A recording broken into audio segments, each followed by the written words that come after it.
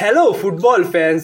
সর্বশেষ গেল মৌসুমে ম্যানচেস্টার সিটিতে জুলিয়ান আলভারেসের ম্যাচ টাইমিং নিয়ে একাধিকবার সমালোচনা হয়েছে।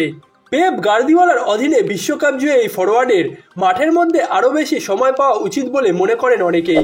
কিন্তু গেল 2 মৌসুমে পেপ গার্দিওলা মূলত তাকে বদলি খেলোয়াড় হিসেবে ব্যবহার করেছেন।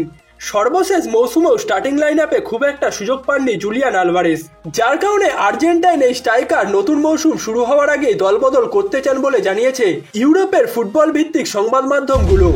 এবারে দলবদল বেশ কয়েকজন ম্যানচেস্টার সিটির খেলোয়াড়কে কেন্দ্র করে আলোচনায় আছে, যে তালিকায় ব্রাজিলিয়ান গোলরক্ষক এডারসন ও মিডফিল্ডার কেভিন ডি ব্রুইনের সঙ্গে আছেন জুলিয়ান আলভারেজও। প্রথম দুজনের সৌদি আরবের ক্লাবে যাওয়ার গুঞ্জন শোনা গেলেও আলভারেজের নাম শোনা যাচ্ছে অ্যাটলেটিকো মাদ্রিদকে ঘিরে। বর্তমানে আলভারেজ এমন ক্লাবে যেতে চান যেখানে তিনি আরও বেশি সময় মাঠে থাকার সুযোগ পাবেন। ম্যানচেস্টার সিটি শুরু একাদশে আলভারেজের জায়গা না পাওয়ার অন্যতম কারণ হচ্ছে স্কোয়াডে আর্লিং হল্যান্ডের উপস্থিতি। খুব কম কোচই আছে যিনি কিনা আর্লিং হল্যান্ডকে বেঞ্চে বসিয়ে জুলিয়ান আলভারেজকে শুরুর একাদশে খেলাতে চাইবেন। যদিও আলভারেজ স্ট্রাইকার পজিশন বাদেও ফলস 9 কিংবা নাম্বার 10 পজিশনেও খেলতে পারেন, কিন্তু ম্যানচেস্টার সিটিতে সেই জায়গায় খেলার জন্য আগে থেকেই কেভিন ডি ব্রুইনা ও ফিল ফোডেনের মতো খেলোয়াড়রা আছেন, যার কারণে এই মৌসুমেও ম্যানচেস্টার সিটি শুরু একাদশে জুলিয়ান আলভারেজের জায়গা পাওয়া প্রায় অনিশ্চিত। এবং শুধুমাত্র এই কারণেই দলবদল করতে চান জুলিয়ান আলভারেজ, এমনটাই জানিয়েছে ইউরোপিয়ান সংবাদ মাধ্যমগুলো।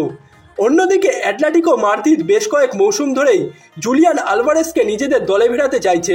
বিশ্বকাপ জয়ে এই স্ট্রাইকারকে গেল কয়েক মৌসুম ধরেই নিজেদের ফেভারিট প্লেয়ারদের তালিকায় রেখে কাজ করছে অ্যাটলেটিকো মাদ্রিদ, এবং এবারে ট্রান্সফার উইন্ডোতে তাদের দলের প্রধান striker Alvaro Morata Italian club AC মিলানে নাম লেখানোতেই নতুন মৌসুম শুরু হওয়ার আগেই জুলিয়ান আলভারেজকে নিজেদের দলে চায় অ্যাটলেটিকো মাদ্রিদ। কিন্তু কাজটা তাদের জন্য খুব একটা সহজও হবে না।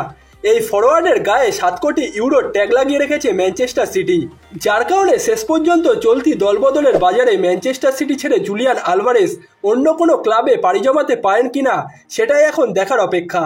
অন্যদিকে এবারে ট্রান্সফার উইন্ডোতে আরও 2 আর্জেন্টাইন তরুণ খেলোয়াড় এরই মধ্যে দলবদল করে ফেলেছে, যেখানে 21 বছর বয়সী ফরওয়ার্ড মাতিয়াস সোয়েল জুভেন্টাস ছেড়ে এএস রোমায় নাম লিখিয়েছেন। ট্রান্সফার ফি এবং বোনাস মিলিয়ে টোটাল 30 মিলিয়নে জুভেন্টাস ছেড়ে এএস রোমায় পাড়ি জমিয়েছেন মাতিয়াস সোয়েল। 2029 সাল পর্যন্ত পাওলো দিবালা এবং লিওনার্দো পারাদেসের সঙ্গে খেলতে দেখা যাবে আর্জেন্টাইন এই তরুণ ফরওয়ার্ডকে। এছাড়া আর্জেন্টিনা দলের সঙ্গে এবারের কোপা আমেরিকা জয়ী ভ্যালেন্টাইন কার্বনি এরই মধ্যে ইন্টার মিলান ছেড়ে ফরাসি ক্লাব মার্সেইলে পাড়ি জমানোর দ্বারপ্রান্তে দাঁড়িয়ে আছেন। মূলত একটি লোন ডিলে ইন্টার মিলান ছেড়ে ফরাসি ক্লাব মার্সেইলে পাড়ি জমাতে চলেছেন 19 বছর বয়সী এই অ্যাটাকিং মিডফিল্ডার।